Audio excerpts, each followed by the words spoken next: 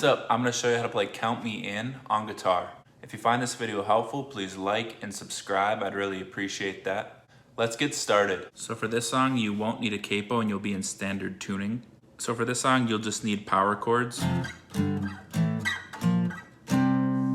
know, a power chord is just 1, 3, 3. And you can move that all over the fretboard. So I'm just gonna use the root note on 1, and you go up to 8, then up to 9, back to 8, down to 6, back to 8, and then 4, 1. So that again is 1, 8, 9, 8, 6, back up to 8, and then 4, 1. So I'll play that slower.